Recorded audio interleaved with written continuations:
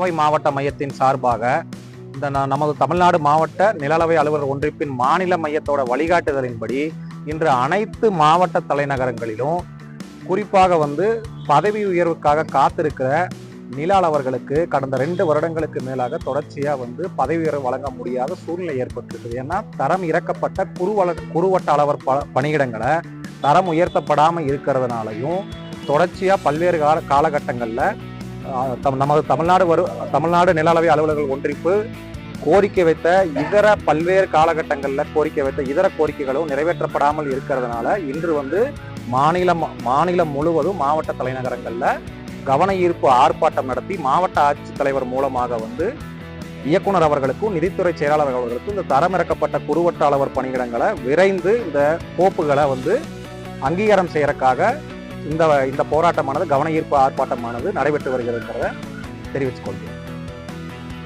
Thank you. உங்களோட ஒருவன் கேட்ட பணம் இல்லைன்னு சொன்னார் 2 வருஷமா.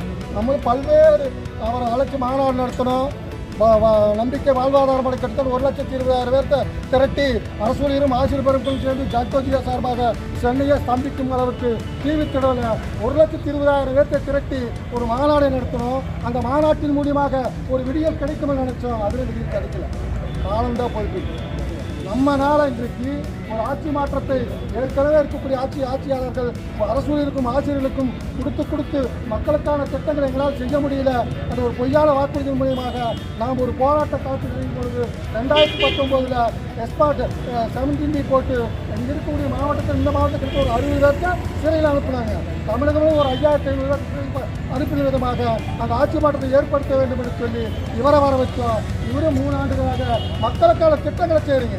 எங்களுக்கு வழங்க வேண்டிய சரண்டர் விடுப்பு ஆண்டுக்கு ஒரு முறை 30 நாள் வழங்க வேண்டிய அந்த விடுப்பை 15 நாள் காசாக்கி விட்டு 15 நாள் சேமிப்போடு ஓய்வு பெறும்போது இருக்க வேண்டும் என்று சொல்லி அந்த சரண்டர் விடுப்பு இன்றைக்கு கொரோனாவை காரணம் காட்டி அது முடக்கி வைக்கப்படுவது அது மிக தவறான ஒரு விஷயம். அதே இன்றைக்கு ஆண்டுக்கு 2 முறை வழங்க வேண்டிய அகவலைப்படி கூட முறையாக வழங்காமல் இருக்கிற அரசு தயவு செய்து ஏற்கனவே தமிழ்நாடு நில அளவை அலுவலர் ஒன்றிப்பு வைத்திருக்கக்கூடிய நியாயமான கோரிக்கை புதுசாக எதுவுமே கேட்கலாம். அந்த கோரிக்கையும் தமிழகத்தில் இருக்கக்கூடிய நிதியமைச்சர் கவனத்தில் செவிசாய்த்து அந்த கோரிக்கையோடு ஏற்கனவே வழங்க வேண்டிய பொது கோரிக்கைகள் தமிழ்நாடு அரசாங்கம் வழங்க வேண்டும் என்று சொல்லி தமிழ்நாடு அரசு சங்கத்தின் சார்பாக கேட்டு விடைபெறும் சொல்ல நீங்கள் போராடும் அனைத்து போராட்டங்களுக்கும் தமிழ்நாடு அரசு சங்கம் மாவட்டமையும் தோளோடு தோழிக்கும் என்று சொல்லி விடைபெறும் சொல்ல நன்றி.